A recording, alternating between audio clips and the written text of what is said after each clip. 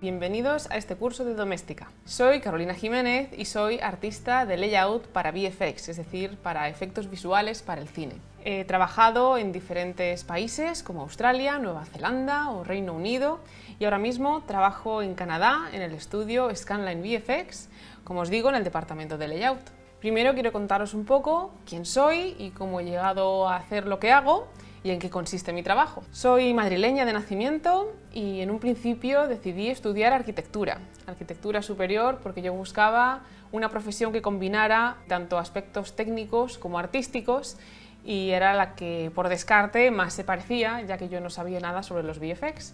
Así que empecé arquitectura, pero sin mucha vocación, de modo que acabé dejando los estudios de arquitectura un poco desangelada sin saber qué hacer con mi vida. Hasta que, bueno, descubrí los documentales de la versión extendida de la primera película del Señor de los Anillos, donde se explicaba cómo se hacía una película con mucho más detalle de lo que yo nunca lo había visto antes, y hasta que llegaron precisamente a la parte de digital, cuando empecé a ver por primera vez, porque no era tan sencillo verlo entonces, cómo artistas jóvenes, personas normales, que yo pensé que el cine se hacía en sitios lejanos por personas especiales, hacían cine tras un ordenador con software de 3D parecido al que yo había empezado a utilizar en la carrera de arquitectura que acababa de dejar. Y decidí pues intentarlo, apuntarme a una escuela de 3D y de animación aquí en Madrid, y efectivamente hubo mucha diferencia entre estudiar algo que a mí me gustaba de verdad y me llenaba y algo que no. Independientemente de que la carrera de arquitectura es muy interesante, por fin había encontrado algo que sí podía llamar mi vocación, aunque fuera tardía. Y recuerdo que me lo pasaba muy bien en clase, que llegaba a la primera y me marchaba a la última, y que fue realmente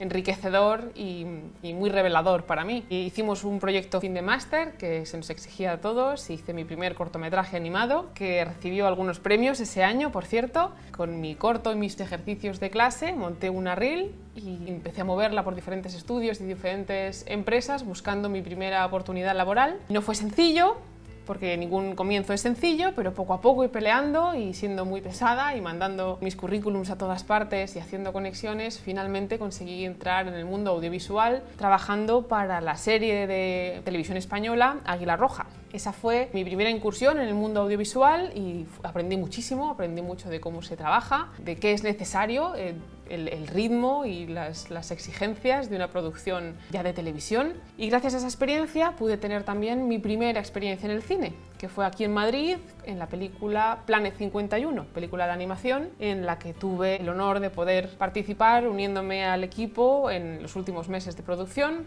y también aprendí muchísimo porque eso sí que era un estudio grande e internacional, porque muchos de mis compañeros, a pesar de estar aquí, eran de fuera. Fue pues para mí el gran comienzo de todo, porque una vez que metí la cabecita en el cine fue un poco más sencillo avanzar.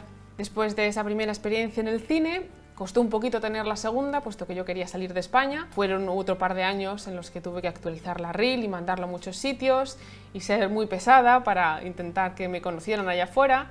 Y mi primera oportunidad en el extranjero vino nada menos que de Australia. Me llamaron de los estudios de Dr. D en Sydney para unirme al equipo que estaba realizando la película Happy Feet 2, la de los pingüinos bailarines. Para mí eso fue un cambio radical también, porque me costó eso, cambiar de país, cambiar de continente, cambiar de hemisferio, cambiar de idioma, cambiar de software, porque trabajaba en un software que yo no había utilizado nunca, de modo que el reto fue muchísimo mayor, pero a la vez muy enriquecedor, aprendí mucho. Cierto es que una vez que ya tuve mi primera experiencia profesional en el extranjero, las demás fueron un poco más sencillas. Ya cuando vas teniendo currículum, pues es más sencillo llamar la atención de otros estudios que ya andaban por allí buscando talento para contratar, sabiendo que la producción terminaba. De modo que después de aquello me trasladé a Londres a trabajar en MPC, en otro de los estudios de VFX, esta vez VFX. Había empezado mis inicios profesionales con la animación pura, pero me pasé a los VFX casi sin querer y resulta que es lo que más me gusta. Y en MPC Londres estuve trabajando en las películas de Prometheus y de World War Z. Seguí dando la lata a todos los estudios a los que yo quería trabajar, con la suerte de que Weta, los estudios de Nueva Zelanda que hicieron El Señor de los Anillos en su día y que tanto me había a mí inspirado para dedicarme a lo que yo me quería dedicar, me llamaron para que me uniera a ellos a hacer nada menos que la trilogía del Hobbit. Casualmente estaban ellos con la trilogía del Hobbit. No me lo podía creer porque fue un bonito lazo, un bonito círculo, conseguir trabajar con ese mismo equipo que tanto me había inspirado, y para allá que me fui. De nuevo un largo viaje con lo puesto, y estuve 3 años en Nueva Zelanda trabajando, además de las 3 películas del Hobbit, en otras películas como Superman o como El planeta de los simios 2.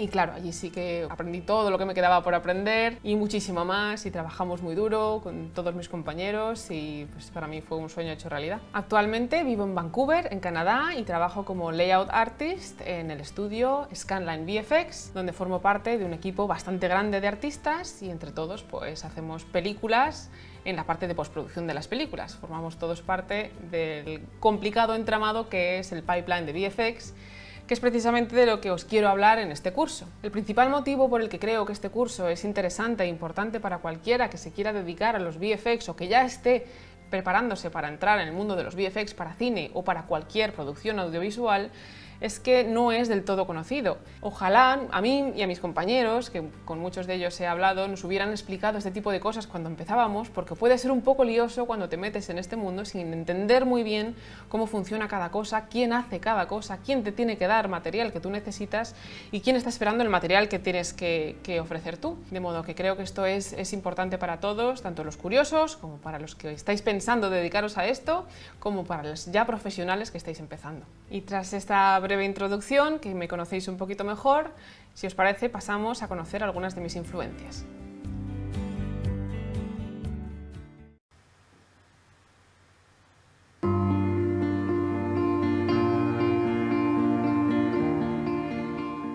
Y ahora quiero hablaros de algunas de las influencias que a mí me inspiraron y me ayudaron a querer dedicarme a lo que me dedico ahora. Obviamente tenemos que hablar de cine. A mí me ha gustado el cine siempre mucho, desde muy pequeña, y he sido muy aficionada, muy cinéfila desde pequeñita, porque en casa veíamos muchísimo cine, pero yo no sabía cómo se hacía el cine, ni mucho menos. Así que cuando empecé a entender cómo se hacía el cine fue cuando me fui enganchando poco a poco. Especialmente los efectos visuales, cuando empezaron a estar en auge y surgieron algunas películas que supusieron un antes y un después en la historia del cine respecto a los efectos visuales. Esas fueron las que para mí marcaron o comenzaron a marcar mi camino tal y como lo veo ahora. Esas películas son pues clásicos como Terminator 2 y aquel Terminator líquido que a todos nos asombró tantísimo, o Parque Jurásico, que fue sin duda rompedora en su época y película que incluso vista hoy en día ha envejecido fenomenal, es casi vigente. Y cineastas, bueno, pues como Steven Spielberg y especialmente James Cameron, que siempre ha intentado llevar las nuevas tecnologías al límite para sacar de ellas siempre algo nuevo y estar siempre inventando cosas nuevas y maneras diferentes de contar, de que parezca real lo que no lo es en sus películas. Todo ese tipo de cine siempre me ha marcado y me ha llamado mucho la atención. Pero no solamente las más modernas, sino también clásicos, el entender cómo los efectos visuales han nacido, que nacieron prácticamente a la vez que el mismo cine. En un principio eran efectos especiales, efectos fotográficos, obviamente, antes de la era digital, y poco a poco dieron paso a las diferentes tecnologías que nos permitían usar cromas para eliminar los fondos, jugar con las diferentes escalas de personajes y de fondos.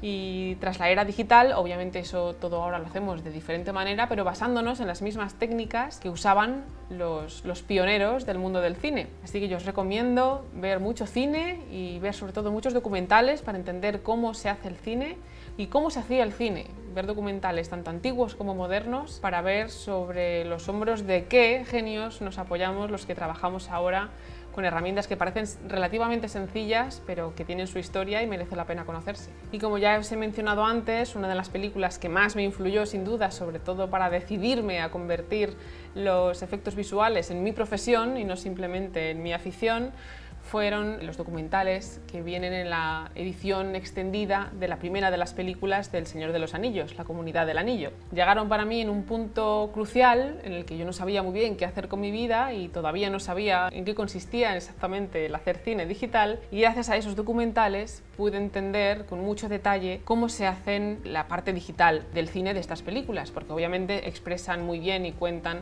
cómo hacen las maquetas, las armas, todos los trucajes de cámara necesarios, efectos, para poder cambiar de escala.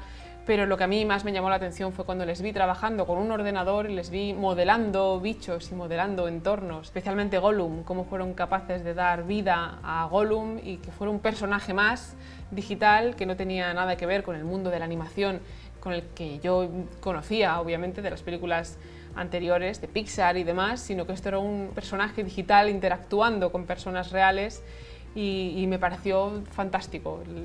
Me abrió los ojos, se me encendió la luz y al ver que ellos podían pensé que por qué no iba a poder yo y así me lancé. Y tal y como a mí me inspiraron estos documentales, yo os recomiendo ver los documentales de los making of o los behind the scenes de tantas películas como podáis, especialmente las películas que más os gustan, porque merece la pena ver todo el trabajo que hay detrás de tantísimos artistas que hacen posible que una película salga en las pantallas de cine. No son pocos, ni mucho menos. También recomiendo, si podéis, que veáis todos los créditos al final de cada película para poder ver y reconocer el trabajo de todos ellos. Y tras este pequeño paseo por las cosas que a mí me han inspirado a dedicarme a esto, lo que quiero es ahora iniciar el curso y contaros con detalle en qué consiste el pipeline de VFX y cuánta gente trabaja en ellos y cómo podemos todos trabajar juntos.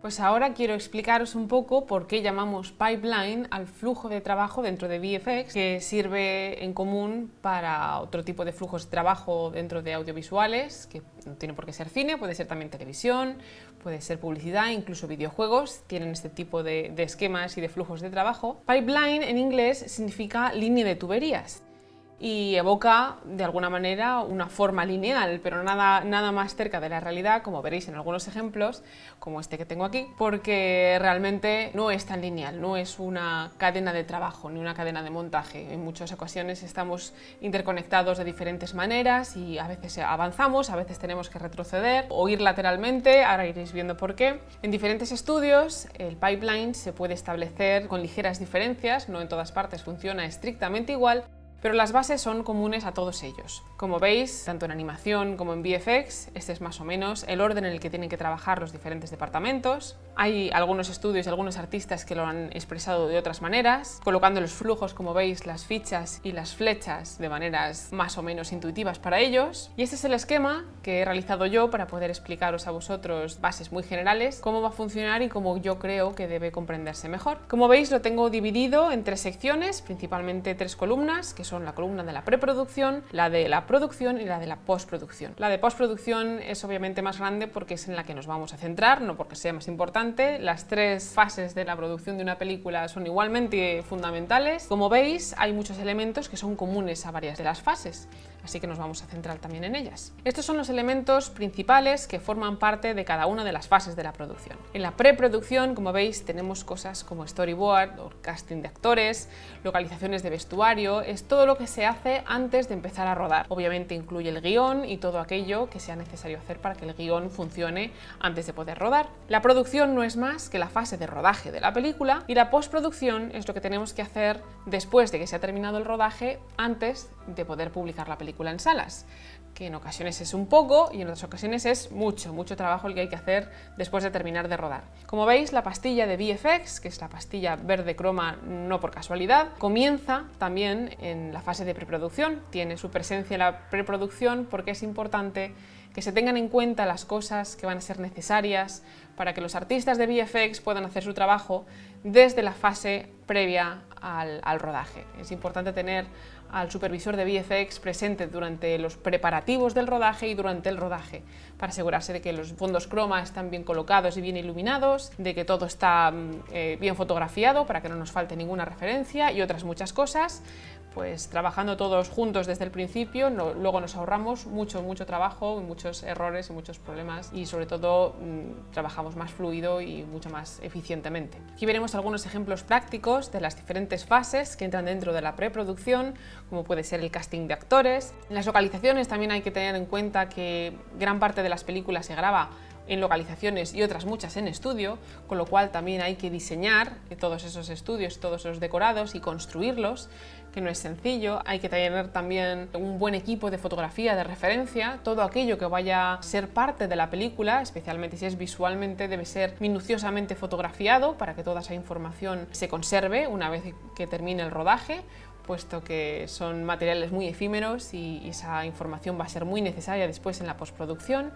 Y todo este tipo de cosas es necesario tenerlas en cuenta antes de empezar a rodar, para que el rodaje vaya lo más fluido posible. Y sin duda, uno de los elementos más importantes de la fase de preproducción que nos van a influir a los artistas de VFX después en la postproducción es el storyboard, del que os voy a hablar en la siguiente lección.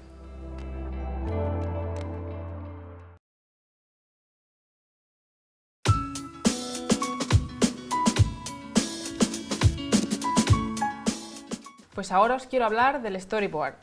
Es una parte muy importante de la preproducción y empieza a ser ya material gráfico fundamental para nosotros los artistas de VFX. Y es así porque es una versión, como muchos de vosotros sabéis, de la película pero hecha en viñetas estáticas en principio, pero que se pueden juntar en una película, dándole una secuencia de vídeo que permita darles también tiempo, los timings que se suelen llamar en inglés, y poder ya empezar a hablar de duraciones y poder hablar de ritmos y ese tipo de cosas. Pero sobre todo nos da idea de los primeros encuadres, de cuántas escenas van a hacer falta, de cuántos elementos van a ser necesarios en el set de rodaje para cada una de las secuencias y un gran etcétera.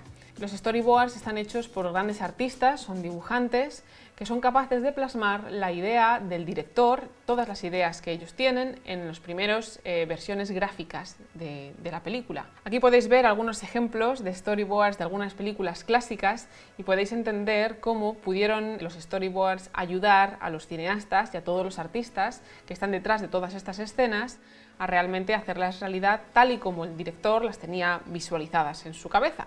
Como son imágenes estáticas, muchas veces los artistas de storyboards se ayudan de flechas o de diferentes secuencias de viñetas para hacer entender, por ejemplo, que una cámara debe hacer un panning o que de una cámara debe avanzar y cosas por el estilo. Es muy interesante, si tenéis ocasión, ver muchos storyboards porque puede ayudaros a entender cómo de fundamental es este trabajo. En muchas ocasiones, incluso nosotros mismos, los artistas de layout de VFX, acudimos a los storyboards para poder entender mejor qué quería expresar el director en un momento de algún encuadre o de algún shot interesante. Como veis, pueden llegar a ser muy minuciosos y tremendamente narrativos. Son de gran ayuda para todos nosotros y hay que tener en cuenta que un artista que quiera dedicarse a storyboards debe ser una persona que obviamente debe dibujar muy bien, debe saber dibujar rápido, debe tener un trazo muy ágil y ser capaz de plasmar en pocos movimientos mucha información.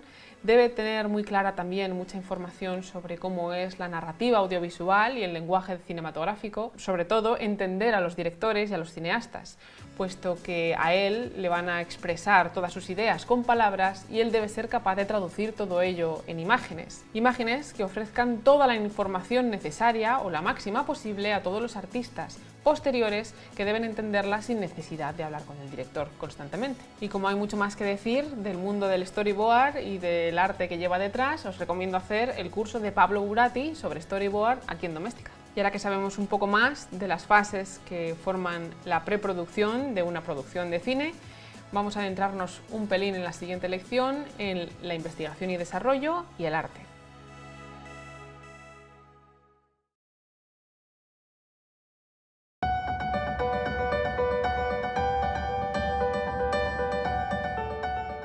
Ahora vamos a hablar de algunas de las primeras fases muy importantes gráficamente hablando de la preproducción y que ya influyen en la postproducción de cine. Van a ser investigación y desarrollo y el departamento de arte. El departamento de investigación y desarrollo no es un equipo cerrado que esté presente en todos los estudios de manera estricta, es más bien un conglomerado de diferentes artistas y científicos y técnicos y en ocasiones hasta ingenieros que lo que hacen es que ponen en común toda la información que tienen de la película que desea hacer el director y recopilan toda la tecnología necesaria para poder hacer lo que el director quiere que sea posible hacerse, y si no existe, la inventan. Por eso son los pioneros en esto de la tecnología de los VFX, y son los que inventan nuevas cosas y son los que hacen que veamos cosas nunca vistas antes en según qué películas. Es tremendamente multidisciplinar y son los encargados de proporcionar todas esas tecnologías a todos los departamentos posteriores que las vamos a tener que usar. Uno de estos ejemplos de equipos tan innovadores es el caso de Gravity, la película de Gravity, en la que tuvieron que inventar unos sistemas de poleas y de grúas giratorias que permitieran poder rodar a los actores flotando realmente en lo que tenía que parecer gravedad cero. Esto no es sencillo porque los actores normalmente no rotamos de esa manera, no los hacemos rotar así, y sobre todo era fundamental porque tenía que hacerles incidir la luz del Sol, cuando estaban allá arriba en gravedad cero en órbita alrededor de la Tierra, de una manera muy concreta para que fuera realista y tuviera sentido respecto a cómo la acción estaba teniendo lugar en órbita alrededor de nuestro planeta. Otro ejemplo innovador ha sido también el del mocap, el motion capture, que se inventó, bueno, que lleva utilizándose mucho tiempo, pero que ha sido muy mejorado, por ejemplo, por Peter Jackson para las películas del planeta de los simios. Los simios estaban interpretados por geniales actores que estaban equipados con todo tipo de materiales que permitían a los técnicos capturar el movimiento no solamente de sus cuerpos, sino también de sus caras. Tenían unas pequeñas cámaras enfocándoles a las caras, en las que tenían muchos puntos de referencia para poder después leer todos esos gestos y trasladarlas a los simios digitales. Y un ejemplo un poco más clásico, pero que me gusta mucho, es el de Matrix, en el que inventaron la secuencia de cámaras consecutivas puestas en círculo que grababan a altas velocidades mientras el actor saltaba en medio. Eso nos permitía poder girar, o que nos causaba la sensación de poder girar alrededor del actor que estaba saltando en cámara súper lenta. Es el efecto que ya tradicionalmente conocemos como Matrix, porque fue inventado y perfeccionado por ellos. Y como os he dicho, los componentes de los equipos de investigación y desarrollo son tremendamente multidisciplinares, todo el mundo cabe, y ahora pasamos a aprender un poco más sobre el departamento de arte. El departamento de arte no es más que un gran departamento lleno de artistas, artistas obviamente gráficos. Son grandes dibujantes, dibujantes que en muchas ocasiones diseñan cosas que dan ganas de enmarcarlas en las paredes porque son grandísimos artistas, y son los encargados de poner gráficamente y visualmente todas las ideas de los directores de producción y de todo aquel que tenga una idea que necesite ser plasmada visualmente para la película. Son los encargados, por lo tanto, de diseñar personajes, armas, escenarios, de diseñar incluso encuadres, edificios completos, incluso de diseñar la luz, la paleta de luces y de colores que va a ser necesaria para la película. Son tan antiguos como el cine mismo también, y de ellos depende muchas veces el aspecto final que va a tener la película, puesto que todos los artistas que trabajamos después de ellos nos vamos a basar en sus trabajos para que todo tenga una misma línea visual y la película funcione como un conjunto. Como veis, diseñan escenas completas o pueden diseñar simplemente bocetar una dirección en la que debemos dirigirnos los artistas. Aquí están diseñados incluso todos los colores, todo el ambiente necesario. Son necesarios en todos los géneros del cine, desde el más infantil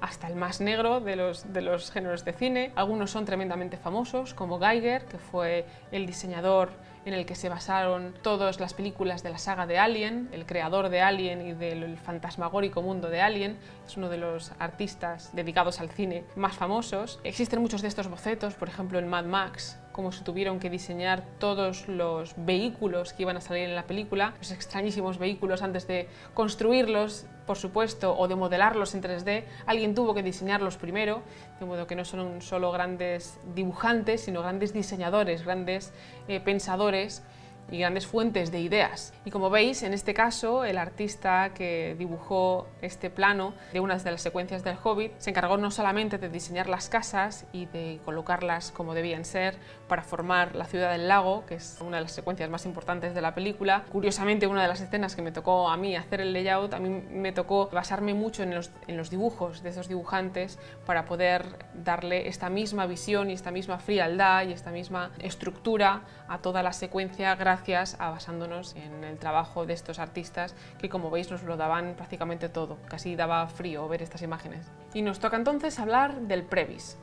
El previs, que viene de previsualización o previsualization en inglés, no es más que una versión animada de lo que fue el storyboard. es decir, el storyboard es una versión de la película en escenas estáticas y el previs lo que hace es una versión de la película completa en 3D, lo que pasa que en un 3D obviamente de baja calidad para que sea muy rápido y sea fácil de producir y fácil de consultar por los demás artistas. De modo que consiste en eso, en una versión de la película en la que ya por fin podemos ver movimientos de personajes, movimientos de cámara, podemos decidir cuánto queremos exactamente que tarde la cámara de moverse de un punto a otro o cómo de rápidas deben pasar las cosas. Y sí que nos va a dar una idea mucho más concreta de la duración total de la película y de sus diferentes fases. Como veis, las animaciones son muy sencillas, las texturas son muy sencillas también, la iluminación no se complica demasiado, pero sí que nos sirve a todos los demás pues como una verdadera base sobre la que trabajar, puesto que el previs ha sido también aprobado por el director y es, tras el storyboard, nuestra principal fuente de referencia visual para poder realizar la película tal y como la conocéis cuando la estrenamos en el cine. Los artistas que se dedican a hacer el previs son artistas de 3D que normalmente son muy buenos generalistas, porque tienen que ser capaces de modelar un poco, de animar un poco, de colocar una cámara, texturizar ligeramente, con lo cual tienen que saber un poquito de todas esas fases. No son, por lo tanto, especializados en ninguna de ellas, pero también son muy rápidos a la hora de comprender cómo colocar una cámara, siguiendo las instrucciones del director y basándose muchas veces en el storyboard, y tienen que terminar un boceto muy básico de una película completa en un tiempo récord. Por eso tienen que ser buenos generalistas, muy rápidos y conocer muy bien el lenguaje del cine y el lenguaje en el que se expresan los directores. Y hasta aquí hemos hablado un poco de preproducción. En la próxima lección entraremos un poco más a fondo en la producción.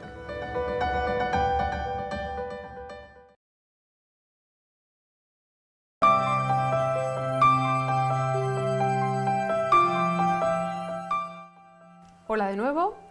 Y antes de continuar con las fases de postproducción, vamos a detenernos un momento en la de producción, que no es más que la fase de rodaje. Como hemos hablado anteriormente, es importante tener presente durante las fases de preproducción y de producción, es decir, durante el rodaje, los efectos visuales que van a ser necesarios para la película. No todas las películas llevan la misma carga de efectos visuales. Obviamente las películas de superhéroes o de fantasía o de ciencia ficción van a llevar muchos más efectos visuales que las comedias románticas, por ejemplo.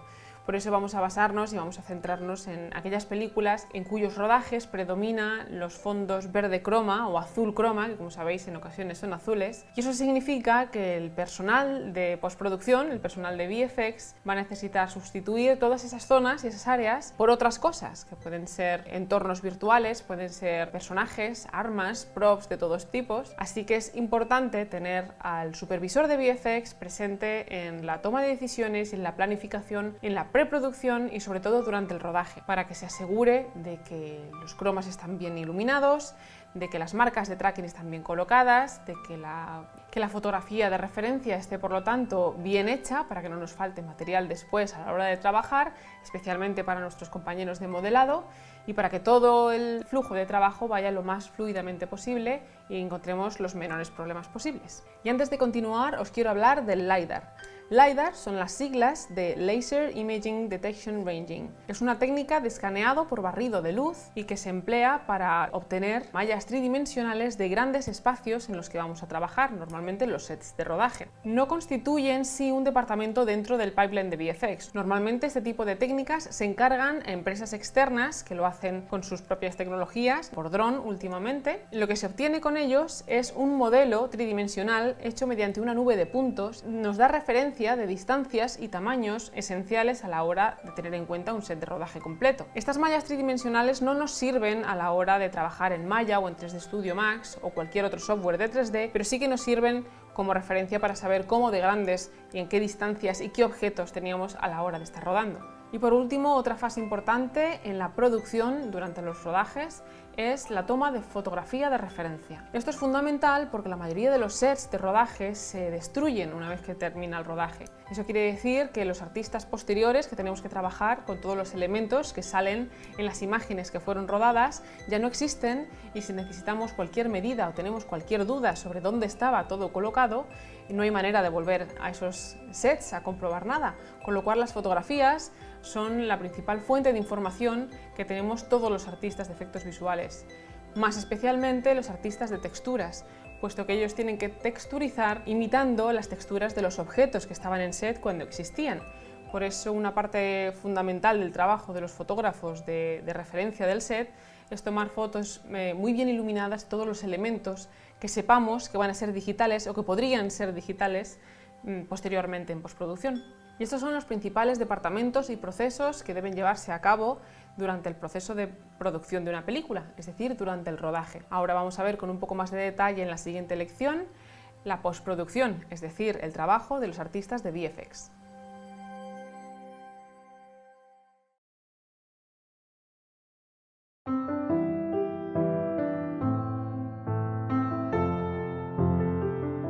Y pasamos ya a hablar de los compañeros de modelado, que como su nombre indica son los encargados de modelar todo aquello que necesita ser modelado en el mundo digital. Cada entorno, cada edificio, cada elemento, cada montaña, cada prop, cada arma, vehículo y sobre todo cada personaje necesita ser modelado detalladamente para poder estar presente también en la película. Incluso los personajes que están interpretados por actores reales necesitan un doble digital, que solemos llamar digidouble en inglés, puesto que los personajes interpretados por actores reales van a estar interpretando en el set sets que normalmente están rodeados de verde croma y azul croma y no interactúan con nada más. Cuando estos sets son sustituidos por los entornos virtuales, necesitamos que estos personajes arrojen sombras o reflexiones o que muchas veces interactúen con objetos que no existen. Por eso necesitamos unos dobles digitales que hagan todas estas cosas que nuestros actores no pudieron hacer durante el rodaje. Así que es importante que todos ellos tengan un doble exacto digital a la hora de poder combinar ambas cosas, la imagen real con todo lo digital. Modelar no es más que crear digitalmente mallas o esculturas, pero dentro del mundo digital, con un software de 3D. Son escultores digitales y suelen dividirse además en dos campos o dos especialidades, que son los modeladores orgánicos y los inorgánicos. Los orgánicos son los que se encargan más de personajes, de monstruos, de caras. Más concretamente se puede uno especializar incluso en modelado facial, que las caras son siempre muy importantes. Y el modelado inorgánico suele encargarse de los sets, de los props, las armas o todo aquello que no vaya a ser un bicho animado, por decirlo de alguna manera. Estos artistas tienen una fuerte carga artística. Suelen venir del mundo del arte y comprenden muy bien conceptos como la anatomía humana o la anatomía animal, puesto que en muchas ocasiones tienen que modelar bestias, animales o monstruos que no existen, y conocen muy bien el funcionamiento de cosas tan sutiles como la piel, los huesos o los músculos, que van a dar movimiento realista a esos personajes que ellos van a modelar. Así que son estudiosos de anatomía y de la realidad, de cómo las cosas son y funcionan, y grandes artistas a la hora de esculpir, que es su trabajo. Otro departamento fundamental que funciona como puente para unir modelado con animación es el departamento de rigging.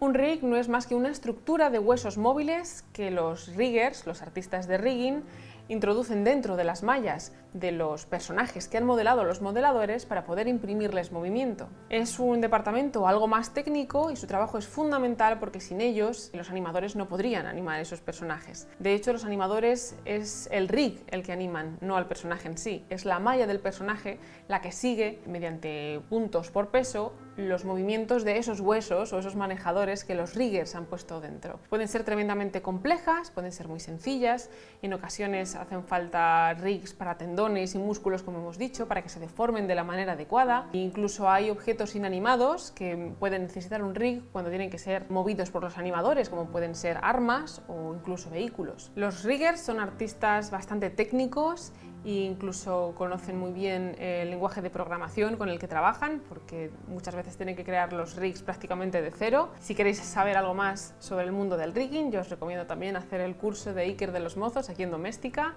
que vais a aprender mucho más. Otro departamento muy artístico y lleno de artistas que saben dibujar muy bien es el de texturas. Los texturizadores tienen que darle obviamente textura a todos esos modelos, esas mallas que han creado los modeladores. Hay texturas que pueden ser tremendamente complejas porque dentro de las texturas van las propiedades del material del que está hecho el objeto y tiene que parecer lo más realista posible. Esto incluye no solamente el color, como es lógico, sino también la rugosidad o el brillo, la transparencia, la refracción.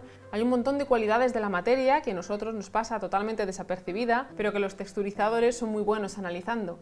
Ellos saben cómo hacer que parezca real las texturas de todos los objetos que vemos en pantalla, aunque sean digitales. Para ellos es fundamental tener buena fotografía de referencia de todos los objetos reales que había en el set cuando se rodó, para poder imitarlos con la mayor fiabilidad posible. En muchas ocasiones los texturizadores trabajan codo con el departamento de iluminación, puesto que hay muchos materiales que tienen propiedades dependiendo de la luz, como la reflexión o como la refracción, el brillo y otros muchos, de modo que suelen trabajar en el mismo equipo para que las cosas queden lo más realistas posibles entre todos.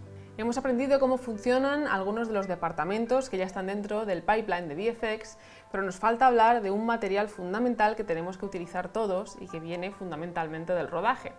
Hablaremos de ello en la siguiente lección.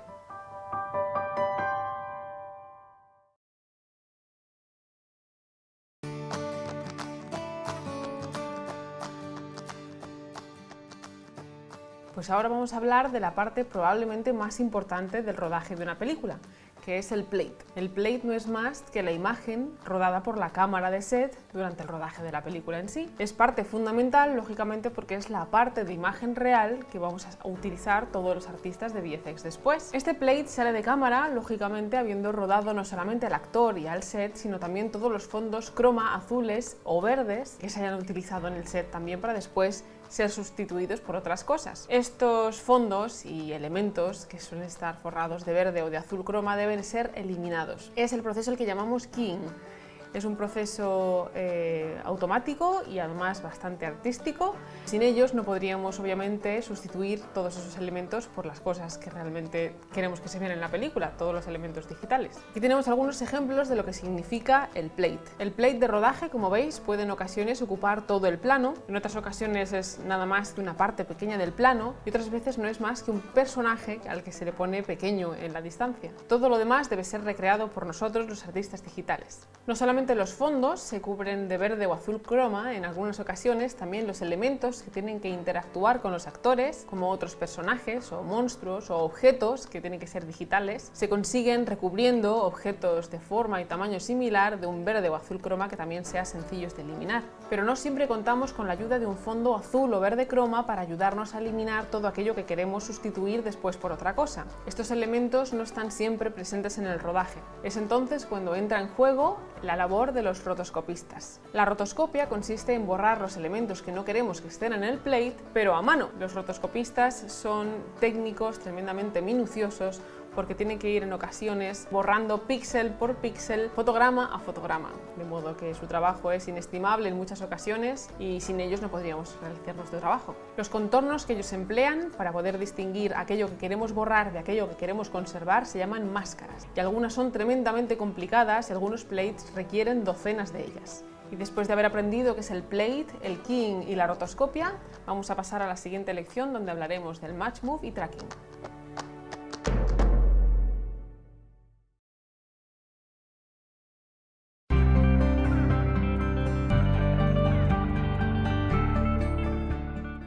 Y pasamos ahora a hablar de los departamentos de Tracking y Match Move. Son dos departamentos que en ocasiones vienen unidos en uno y que se dedican a captar el movimiento de cosas que se mueven durante la grabación del set y que van a ser fundamentales para muchos de los departamentos posteriores en el pipeline. Por ejemplo, el departamento de Tracking obtiene la información del movimiento de la cámara del plate obtenido por dicha cámara. Mediante triangulación se encargan de seleccionar diferentes puntos a diferentes distancias de la cámara para poder así triangular y calcular matemáticamente con unos softwares cuál es exactamente el movimiento de la cámara. Esto nos da una cámara digital que se mueve haciendo exactamente lo mismo que hizo la cámara de set cuando estaban rodando. También es muy importante que el departamento de Match Move genere un doble digital que se mueve haciendo exactamente lo mismo que hacía el actor en el set. Esto es fundamental porque este actor va a arrojar sombras y va a proyectar reflexiones sobre cristales u otras superficies,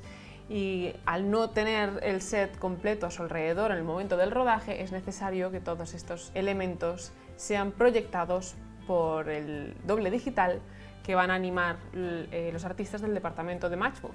Para los artistas de layout, el elemento fundamental que nos van a proporcionar los artistas de tracking es precisamente la cámara de tracking. Sin esa cámara es imposible para los artistas de layout comenzar nuestro trabajo, puesto que nuestro trabajo de cámara se basa en la cámara de rodaje. Esa es la información fundamental que nos van a transmitir los artistas de tracking.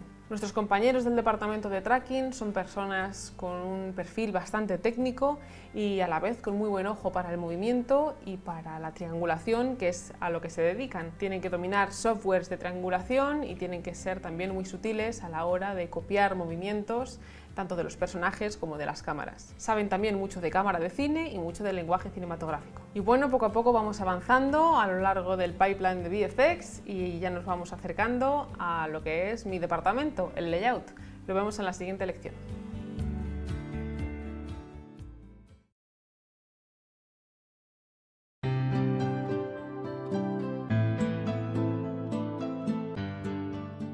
Y llegamos por fin al layout, al departamento en el que yo me he especializado. Yo soy artista de layout. En layout nos encargamos de coger todos los elementos que nos proporcionan todos los departamentos que van antes que nosotros en el pipeline de VFX, ponerlos todos en su sitio y montar el plano. Es decir, montamos un esqueleto en el que todos los elementos que tienen que estar delante de la cámara están en su posición adecuada, la cámara está también en su posición adecuada y se mueve como debe. E incluso todos los elementos que deben moverse delante de la cámara, incluidos los personajes, se mueven del punto A al punto B a velocidad adecuada, es decir, montamos el armazón con los elementos fundamentales, los ingredientes que van a formar el plano en VFX. El trabajo más importante del artista de layout es sin duda la cámara, porque a pesar de que las cámaras del set, las cámaras que nos proporcionan tracking a partir de las cámaras de set, son obviamente cámaras fundamentales ya en el trabajo del VFX, en el trabajo del plano que estamos montando, en muchas ocasiones estas cámaras no son cámaras finales, son cámaras que van a requerir un reencuadre o van a requerir trabajo de cámara de muchos tipos, o incluso no vamos a tener una cámara básica sobre la que trabajar cuando los planos no tienen imagen real. Es el caso de los planos Full CG, en los que todo el peso y la responsabilidad de la cámara final depende de nosotros. Son nuestra responsabilidad el ángulo de cámara, el encuadre, la composición, la velocidad de la cámara y todo lo que ello conlleva dentro del mundo de la narrativa audiovisual y del lenguaje cinematográfico. Y por supuesto, cuando más libertad tenemos los artistas de layout a la hora de mover la cámara, es cuando los planos son Full CG, cuando no hay plate y por lo tanto podemos hacer más o menos lo que queremos o lo que nos dejan. Y ahora vamos a ver unos cuantos ejemplos gráficos. En este vídeo que podéis ver aquí es un vídeo de Planet 51, que fue mi primera película, la primera película en la que trabajé. Podemos ver las diferentes fases que se utilizaron para llegar desde el storyboard o la animática, que en este caso es un storyboard animado, hasta pasando por la animática, que en animación es el equivalente al previs, después set dressing y lighting, que es el equivalente al layout dentro de la animación, para después la animación final. Como veis, trabajamos por fases y la película se termina varias veces en diferentes niveles. En VFX y en animación funciona de manera bastante similar, pero no del todo igual. Los pasos son similares, pero hay cosas que se llaman de manera un poco distinta. Por ejemplo, al previs en animación se le llama animática y hay ocasiones en que el layout se le llama también set dressing o scene composing. Vamos a ver unos cuantos ejemplos más de en qué consiste el plate y cuánto puede llegar a ocupar en un plano. Como veis, el plate en algunas ocasiones no es más que una pequeña parte del plano, en ocasiones solo la cara del actor o de la actriz. También en layout nos encargamos del set dressing. Eso quiere decir que tenemos que vestir la escena. Todos aquellos pequeños elementos que son parte fundamental de la escena y que deben estar ahí, los colocamos nosotros. Y como veis en este ejemplo de aquí, el plate consiste nada más que en este pequeño balcón en el que está asomado el alcalde. Todo lo demás ha de ser eliminado. El trabajo de cámara de layout ha consistido en reencuadrar ligeramente para poder tenerlo en su lugar y después añadir digitalmente todo lo demás, que es gran parte del plano. Esta escena de Avengers a mí me gusta mucho utilizarla para explicar lo que es el plate y lo que es el trabajo de layout, porque en una sola escena tenemos, como vamos a ver, 3 plates nada menos. Si la vemos desde el principio, este sería el primer plate. No tenemos más que a la primera actriz ocupando una esquina en el encuadre final. Todo lo demás es digital, el plano continúa, ahora mismo es todo full CG, no tenemos plate, lo cual quiere decir que todo el movimiento de cámara depende del layout y como veis todo lo demás es digital. Toda la ciudad, todos los elementos, las texturas, incluso los efectos que veis que son planos. Aún no hemos cortado, la cámara no ha cortado, lo cual quiere decir que el plano sigue siendo el mismo, es un plano muy complejo y muy largo. Llegamos, como veis aquí, al segundo plate. Este es el segundo plate, otro personaje que tenemos, como habéis visto, interactuando en un set todo verde croma. El croma ha sido eliminado y todo lo demás es digital. Continúa el plano full CG, todo esto es 3D, todo esto es digital. La cámara depende exclusivamente de los artistas de layout. Y aquí tenemos el tercero de los plates. Tenemos otro personaje principal, interpretado por un actor que está rodeado de personajes interpretados por actores de mocap, que después van a ser sustituidos por los monstruos con los que está luchando. Se elimina el azul croma y el plano sigue, aún no hemos cortado. Es uno de los planos más complejos que podemos encontrar y en los que con más claridad se ve en qué consiste el plate, cuántos plates se pueden llegar a tener y cuál es el trabajo de layout, trabajando con la cámara entre plate y plate, cuando lo hay, y cuando no hay plate, pues simplemente trabajando en el entorno digital que tanto nos gusta. Y seguimos con un ejemplo de Avengers, y quiero utilizarlo para que veáis lo importante que es que todos los departamentos trabajemos juntos y cómo los elementos que generan todos los departamentos diferentes se unen para montar y poder mostrar una escena completa y perfectamente terminada. Y os quiero poner un último ejemplo en la película San Andreas, un ejemplo de un plano que comienza siendo todo full CG, puesto que, como veis, vamos siguiendo la barca en la que está subido The Rock, buscando entre los escombros a sus supervivientes. En ese momento cortamos y vemos que hemos enlazado con el plate de set, que obviamente es una barca que no está sobre el agua. Es fundamental que el departamento de layout sea capaz de unir ambas cámaras, la cámara que viene full CG, la cámara digital que viene volando por encima del agua, se una de manera imperceptible con la cámara de set, que es la que nos proporciona el plate, para que no se note el corte, no se note dónde dejamos de tener todo full CG, todos los elementos digitales, y dónde comenzamos a tener un plate, imagen real. Así que de esta manera, uniendo sutilmente ambas cámaras y dejando ver el plate solo cuando es necesario, podemos llegar a hacer planos muy complejos y muy ricos que nos ayuden a contar nuestra historia. Pues espero que hayáis comprendido mejor en qué consiste el trabajo de los artistas de layout, y en la siguiente lección vamos a comprender otros dos departamentos también muy artísticos, que son animación y efectos.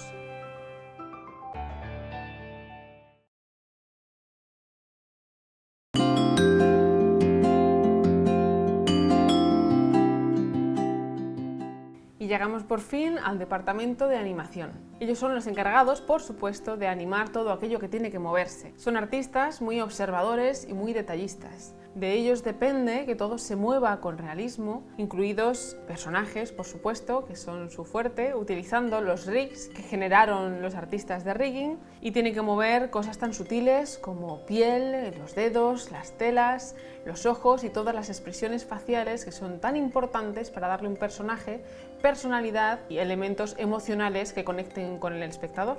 Y junto a ellos tenemos en el esquema al departamento de efectos. Ellos son los encargados de generar cosas como fuego, explosiones, lluvia, agua, nieve, todo aquello que dependa de partículas, por supuesto, y otras muchas cosas.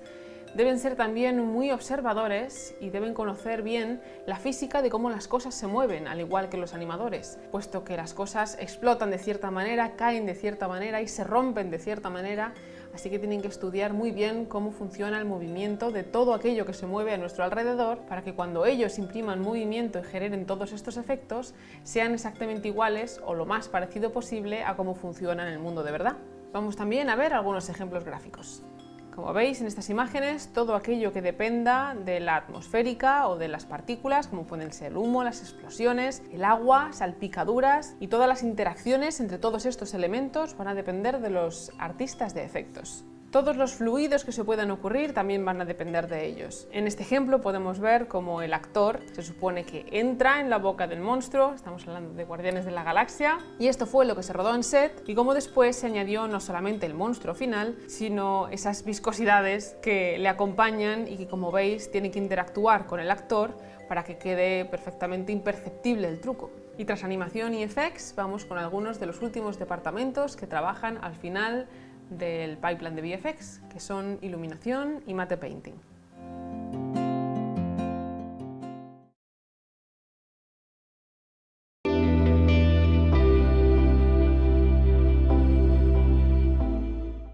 Y llegamos al departamento de iluminación. Es un departamento fundamental porque de ellos depende obviamente la iluminación de toda la escena. Pero no solo la iluminación, sino el realismo. Muchos de nosotros pensamos que el realismo de una escena depende fuertemente de su iluminación. Ellos generan todas las fuentes de iluminación que va a tener la escena y se van a encargar también de los materiales fotoluminiscentes o que tengan alguna propiedad que pueda depender también de la luz. Hay escenas tremendamente complejas y todos ellos tienen que tener en cuenta las sombras y por supuesto los colores. El departamento de matte painting está en muchas ocasiones asociado con el departamento de arte. Muchas veces están incluso unidos. Los matte painters son aquellos artistas 2D que generan, obviamente en 2D, todos los fondos que no sea necesario que sean creados en 3D porque están lo bastante lejos como para que no sea necesario. Esta técnica es tan antigua como el cine. Antiguamente se hacía en grandes lienzos y se pintaba a pincel.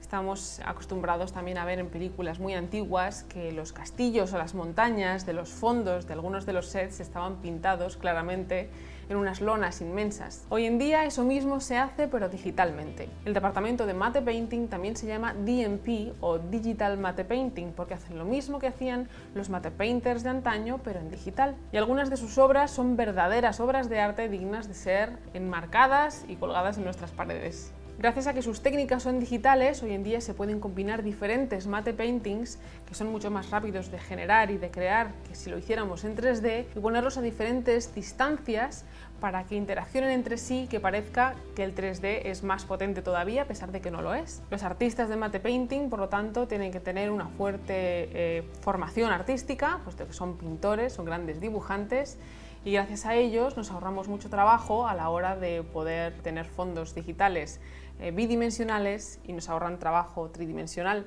Una vez que ellos terminan su labor, podemos pasar a una de las últimas fases en el pipeline de VFX, que es la composición.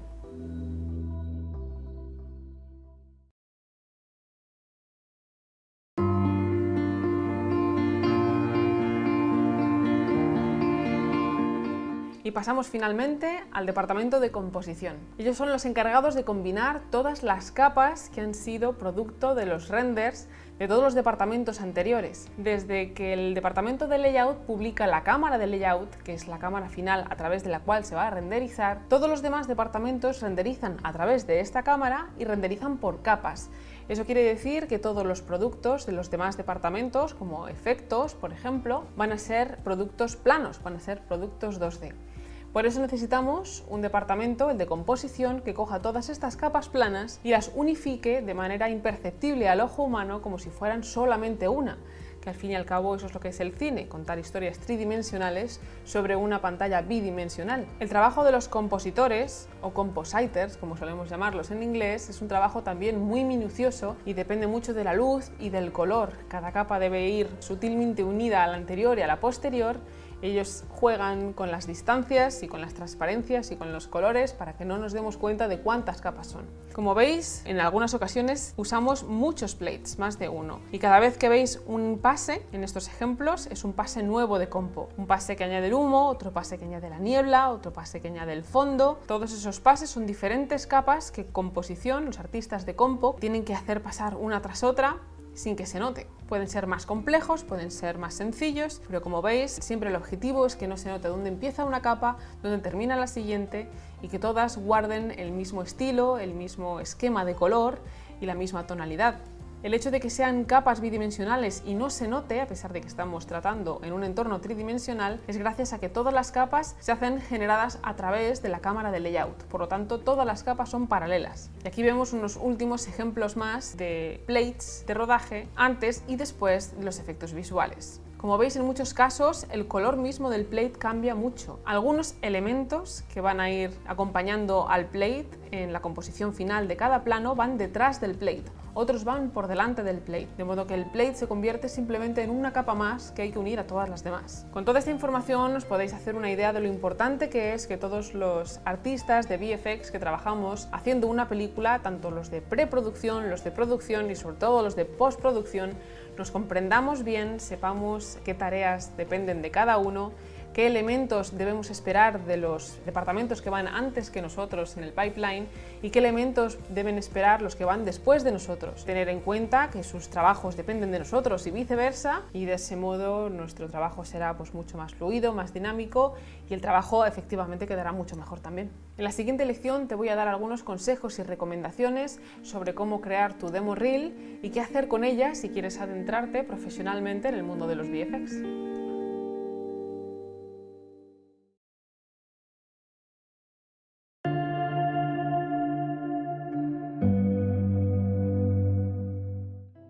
Para aquellos de vosotros que queráis dedicaros a algunos de los muchos departamentos que intervienen en todo el proceso de trabajo de los VFX, aquí van algunos consejos.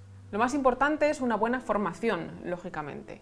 Nuestra principal herramienta suele ser el ordenador y, por supuesto, un software específico. Cada diferente departamento trabaja con diferentes softwares específicos. El más clásico a la hora de trabajar en 3D, de los departamentos que trabajamos en 3D, suele ser el Maya, pero hay muchos otros en los que podéis formaros. Otros departamentos como modelado pueden trabajar con ZBrush, por ejemplo. En efectos se usa mucho Nuke, hay muchos otros, y dependiendo de la especialidad que queráis escoger, deberéis formaros en ese software específico hasta dominarlo muy bien. Existen muchos medios en los que podáis formaros, hay muchas escuelas prácticamente en todas las ciudades donde podéis buscar la formación que mejor os venga. También hay mucha formación online y podéis estudiar desde casa, lógicamente, pero decidáis la modalidad de educación que decidáis, recordad que va a ser la base fundamental en la que se va a apoyar vuestra carrera, una buena formación. Lo siguiente muy importante que vais a necesitar para poder dar vuestros primeros pasos laborales en el mundo profesional de los VFX es poder mostrar vuestros trabajos y para ello trabajar mucho y tener una demo reel. La demo reel es un vídeo en el que mostráis vuestras mejores cualidades y por lo tanto vuestros mejores trabajos. Todas las demo reels comienzan siendo lógicamente trabajos de escuela, de la escuela a la que hemos ido para poder formarnos, pero hay que ir mejorando poco a poco la demo reel casi de manera constante. Hay que buscar trabajos de todo tipo, tener proyectos personales, hay que retarse a uno mismo para poder ir aumentando esa demo reel y conseguir cosas que no teníamos antes. La demo reel debe ir de la mano de vuestro currículum y es importante hacérselos llegar a las empresas en las que queréis encontrar trabajo. Es posible que vuestro primer trabajo no sea vuestro trabajo ideal, pero hay que tener un poco de paciencia e ir buscando aquellas oportunidades que os van a permitir hacer trabajos y proyectos que os permitan aprender, que os permitan crecer y sobre todo tener cada vez una mejor demo reel para ir avanzando en la dirección adecuada. De la demo reel hablaremos un poco más extensamente en la siguiente lección, pero antes de que se me olvide, un consejo muy importante es aprender inglés. Estudiad inglés tanto como podáis, incluso si no queréis salir al extranjero. Incluso en entornos hispanohablantes, en países hispanohablantes, tener buen conocimiento de inglés es fundamental porque nuestros programas suelen estar en inglés, muchos de los tutoriales que vamos a emplear para mejorar en nuestro uso de estos programas van a estar en inglés y sobre todo porque muchos de nuestros compañeros, incluso en grandes empresas dentro de países hispanohablantes, no hablan español, de modo que para podernos comunicar todos mejor, no olvidéis aprender inglés. Y vamos a pasar ahora a ver una de mis últimas demo reels y a daros unos cuantos consejos sobre cómo hacer la vuestra.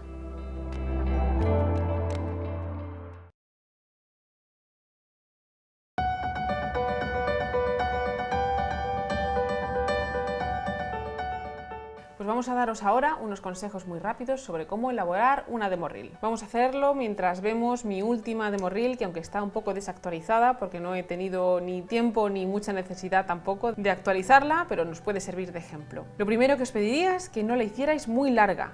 Hacerla de unos 2 o 3 minutos. Tened en cuenta que muchos estudios reciben muchísimas demo reels que se ven los primeros segundos y que si no les gustan pasan a la siguiente. De modo que procurad hacerla corta y poner siempre lo bueno al principio. Eso es muy importante. No pongáis todo lo que tengáis. Sed selectivos, poned siempre lo mejor y de aquello lo mejor al principio. Tened en cuenta que debéis poner solo trabajos en los que hayáis participado vosotros. Si los trabajos que estáis mostrando han participado más de un artista, es decir, es un trabajo en grupo por el motivo que sea, debéis especificar qué habéis hecho vosotros y cómo, qué software habéis empleado, cuánto habéis tardado. Todas estas indicaciones se pueden hacer con un pequeño texto a la base del vídeo e incluyendo más información detallada en la descripción del vídeo, allí donde lo vayáis a colgar. Es importante que vuestro nombre esté visible en todo momento o como mínimo al principio y al final.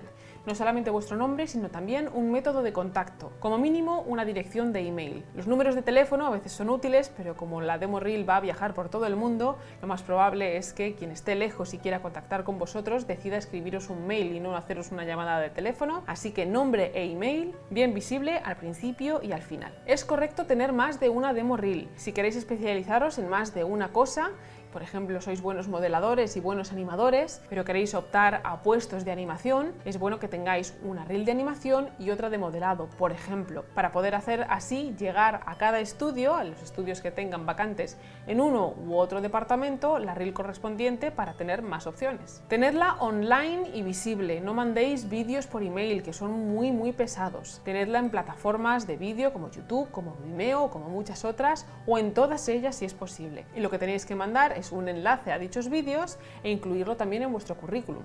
No temáis ser creativos, tenéis que ser estrictos a la hora de mostrar vuestro trabajo, pero también tenéis que mostrar vuestra personalidad si es posible. Tened en cuenta que estos estudios van a ver muchas reels similares. Podéis jugar y tratar de ser más artistas a la hora de cuidar la edición o la elección de la música, que no sea nunca muy estridente. Intentad que todas estas cualidades os hagan destacar sobre reels que sean similares a la vuestra. Tenedla en inglés, los textos en inglés o al menos en los dos idiomas, en castellano y en inglés, porque las reels sí que van a viajar por todo el mundo a través de internet y nunca sabéis quiénes las van a ver y quién puede mostrar interés, de modo que tenerlas siempre, todos los textos, al menos en ambos idiomas. Y por último, para saber qué hacer y qué no hacer con vuestra demo reel, ved muchas demo reels.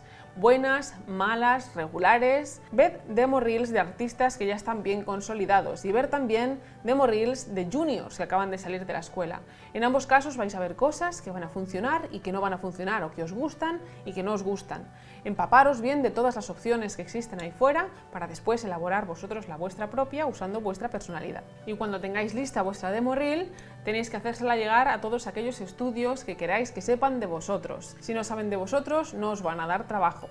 Así que entrar en internet, buscar cuáles estudios tenéis cerca de vuestra ciudad o qué estudios os gustaría ir allí donde estén para trabajar. Normalmente los estudios tienen en sus páginas web una sección de buscar trabajo o de ofertas de trabajo. Visitadla y ved cuáles son los requisitos que buscan y el método para contactar con ellos. Recordad que la demo reel no es algo estático que hagáis una vez. Cada vez que mejoréis, cada vez que tengáis trabajos nuevos, que tengáis mejores experiencias, hay que actualizar la demo reel constantemente y volver a bombardear a vuestros estudios favoritos, incluso a los estudios de vuestra ciudad, las empresas de todo tipo que creéis que puedan ayudaros a encaminaros profesionalmente hacia donde queráis ir. Se trata de ser muy pesado, de ser muy persistente, de no rendirse nunca, porque nunca sabes en qué momento tu reel va a llegar a las manos de alguien que necesita exactamente a alguien como tú.